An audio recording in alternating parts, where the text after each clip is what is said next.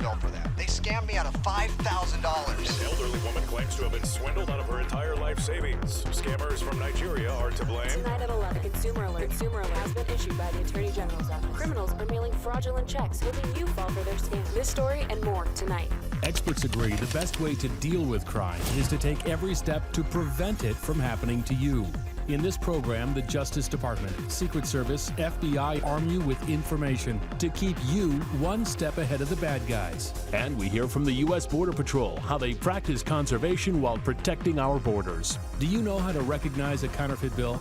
Do you know how to spot a scam to avoid becoming a victim? We'll show you in this exciting new show, The Badge.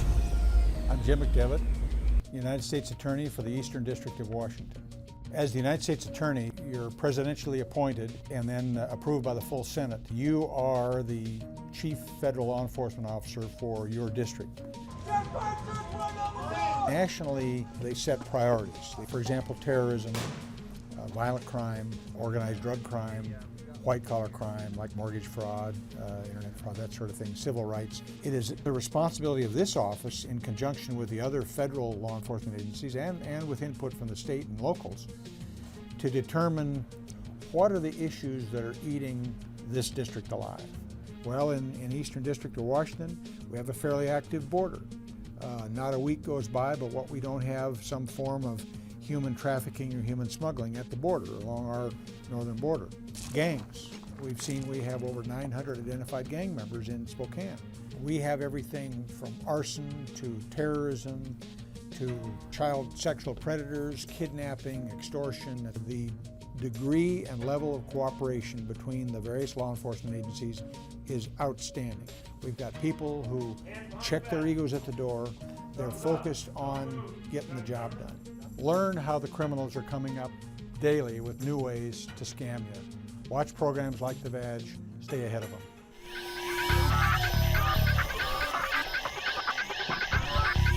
You know the FBI SWAT team are the best in the world when it comes to catching the bad guys and freeing hostages. Here they are during a training mission. Thumbs up. Don't move. But you may not know the FBI also solves crimes that happen very close to your home.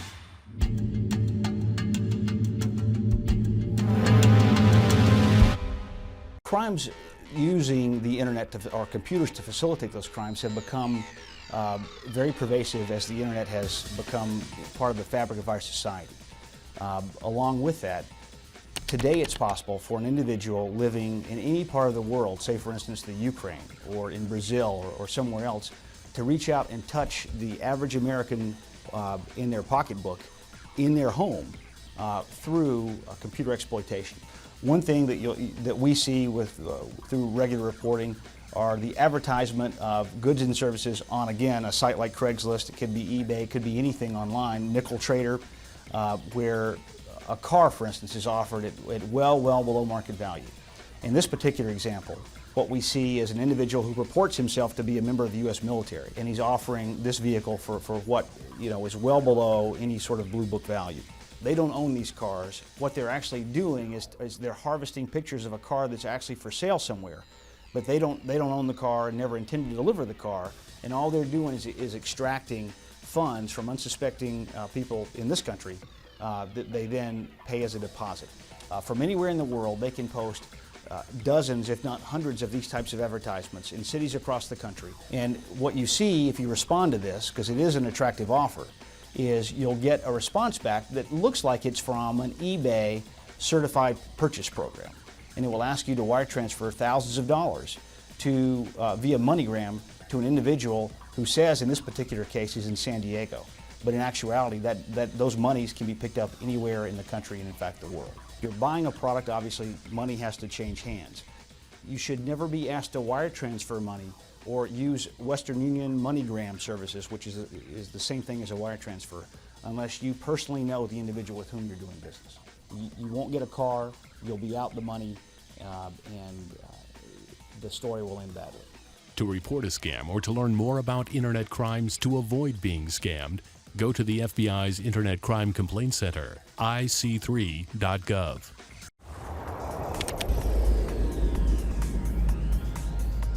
I spent about a decade in the military prior to entering the FBI, and it was a good way to continue public service. It's actually something that I'd wanted to do since I was a young boy. And back in 1995, the opportunity presented itself. I applied and was offered the job and took it, and haven't looked back since. My favorite part of the job is bringing a case, an investigation, be it criminal or even intelligence, to a successful conclusion. Sometimes that can take a significant period of time, but it's always nice to see the fruits of your labor, and when that happens, it's very satisfying. My least favorite part of the job is actually the flip side of that. You know, the world we live in is much more complex today. Many of the situations that we deal with now tend to go into the international realm. At times that can be frustrating because you see the individuals that you're targeting residing abroad, and sometimes it's not possible to see a quick resolution to those matters. Physical fitness is an important part of all these jobs. They can be stressful, as most Americans' jobs are today. My personal pastime, usually on the weekends, is either mountain or road biking. Sometimes I think the FBI is viewed as purely a criminal law enforcement agency, and it's actually far more than that. I think the public is aware of our counterterrorism mission. We also have a counterintelligence mission, and have had that mission for some many decades now, dealing with espionage, dealing with spies inside the U.S., and that is something I think that's largely hidden from public view. I'm Frank Harrell with the FBI. You're watching The Badge. You may not think someone could steal your home, but as Attorney General Rob McKenna explains, be careful when getting into some real estate deals. That's next on The Badge.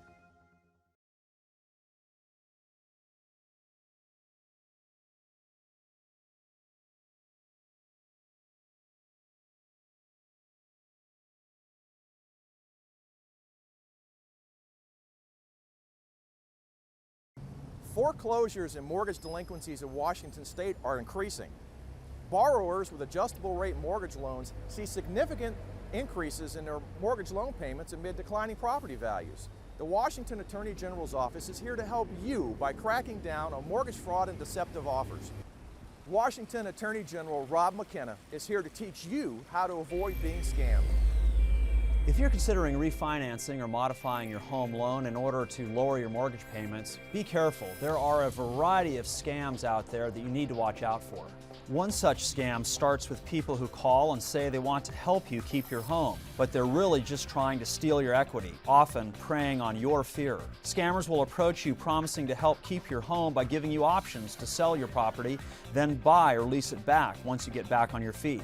But sometimes the rent is so high that you can't afford the new payments. Then you end up being evicted, and the person you sold your home to ends up keeping the equity. Even though we've passed laws regulating real estate sales in which you have an option to buy back or lease the property you've sold, you need to be vigilant when entering into any real estate sale where you think you're going to be able to lease the property back or buy it back in the future. Be sure to do your research before signing anything with a potential buyer. Some who say they're trying to help may charge a ridiculously high fee before providing any service, if they help at all, and many provide services that you could have received for free through a nonprofit organization or a lender.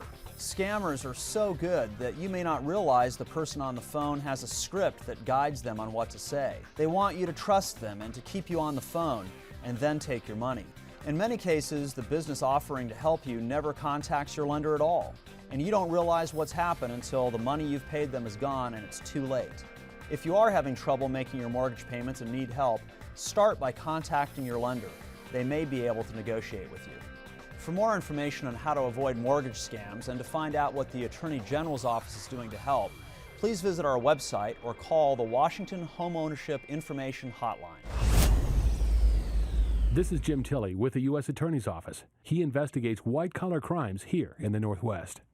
Today, I'm in a financial institution in Spokane, and I'd like to introduce Jim Fuhrer, who's a friend of mine who works at STCU. Jim is a fraud investigator and analyst, and Jim, to kind of tell the audience here what you do. I do two different things. One, I investigate the fraud that occurs at the credit union, both for the member and the institution, and I also do the tracking and trend analysis of it.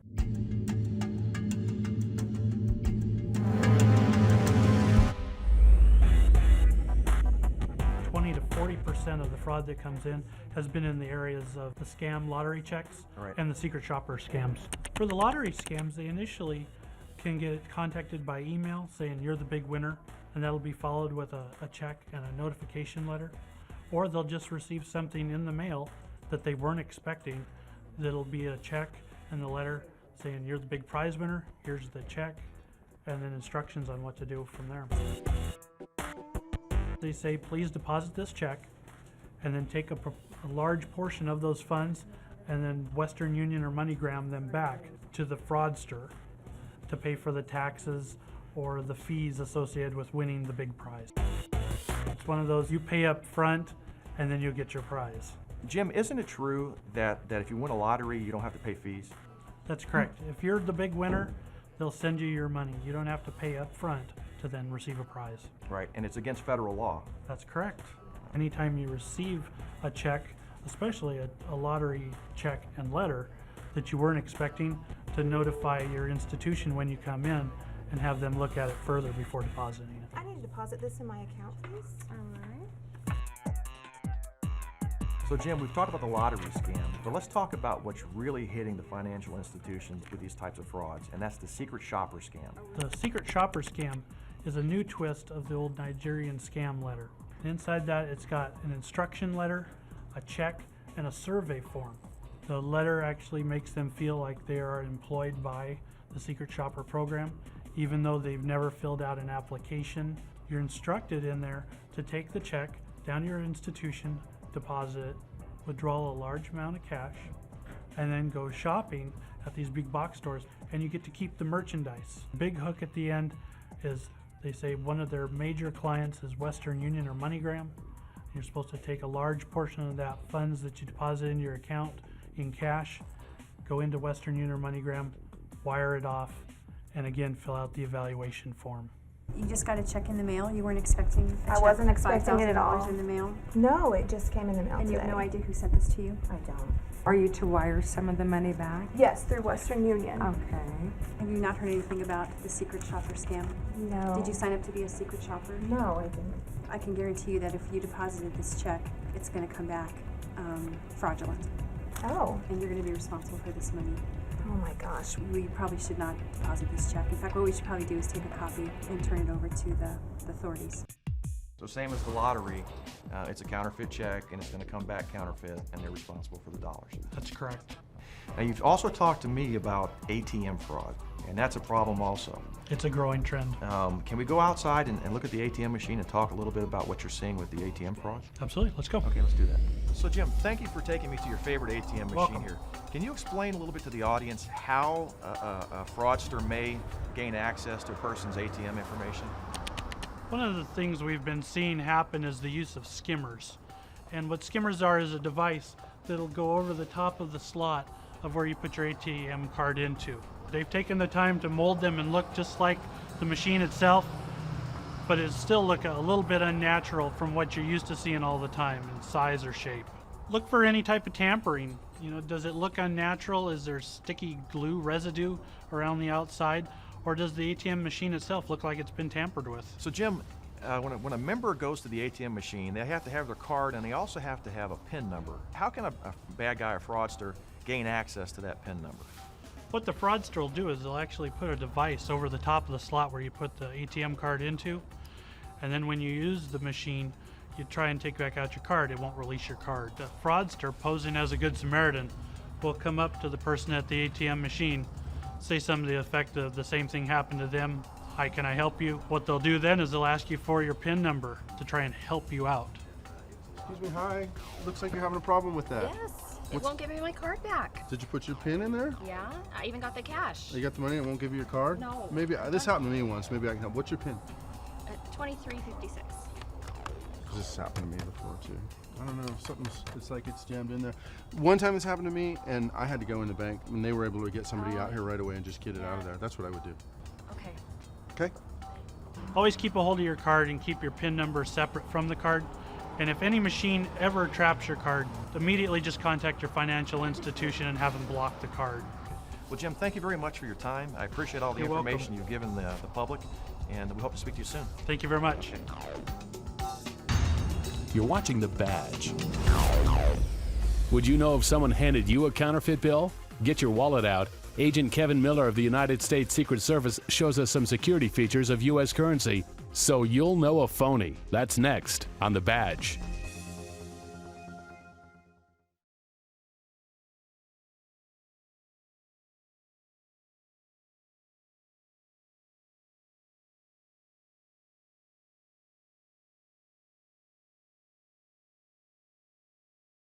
I'm Jim McDevitt, United States Attorney for the Eastern District of Washington. Learn how criminals are exploring new ways to scam you. Be informed, watch programs like The Badge, stay one step ahead of the criminals, lest they stay one step ahead of you.